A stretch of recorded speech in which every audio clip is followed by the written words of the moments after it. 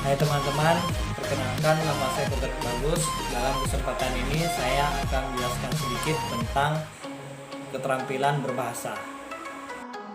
Baik teman-teman, keterampilan dalam berbahasa menurut saya adalah bahasa merupakan alat komunikasi untuk menyampaikan gagasan, pesan, dan informasi yang tertanam dalam pikiran.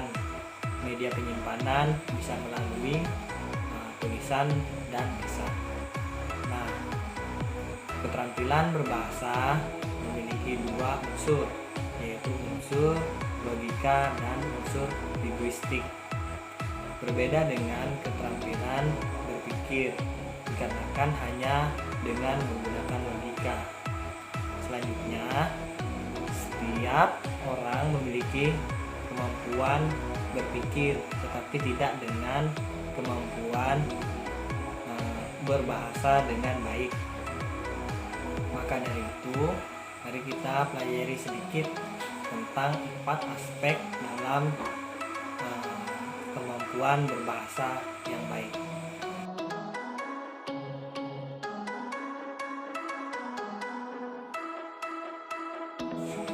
Keterampilan menyimak adalah keterampilan yang paling mendasar.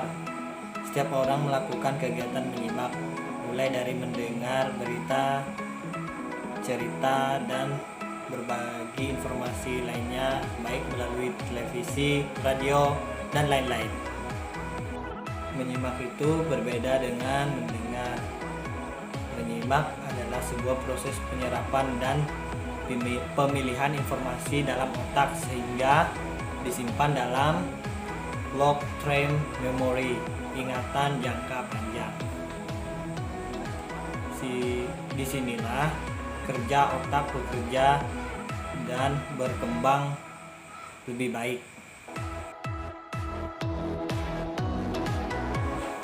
Selanjutnya, yang kedua, berbicara. Keterampilan berbicara pada umumnya dapat dilakukan oleh semua orang, tetapi berbicara yang terampil hanya sebagian orang mampu melakukan. Berbicara secara umum dapat diartikan satu penyampaian maksud atau ide, pikiran, isi hati seorang kepada orang lain dengan menggunakan bahasa lisan sehingga maksud tersebut dapat dipahami oleh orang lain.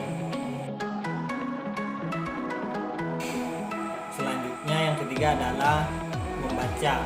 Pusat perolehan berbagai pengetahuan, keterampilan, dan menyimak, berbicara, dan menulis ialah membaca. Aktivitas membaca sama halnya dengan memperoleh apa yang kita ketahui adalah dari apa yang kita baca.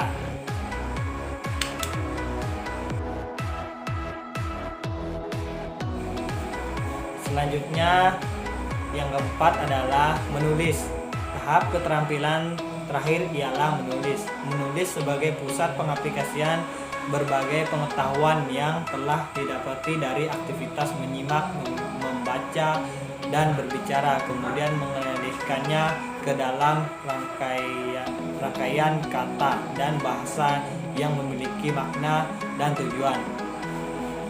Pranoto berpendapat bahwa menulis berarti menuangkan buah pikiran ke dalam bentuk tulisan atau menceritakan suatu kepada orang lain melalui tulisan.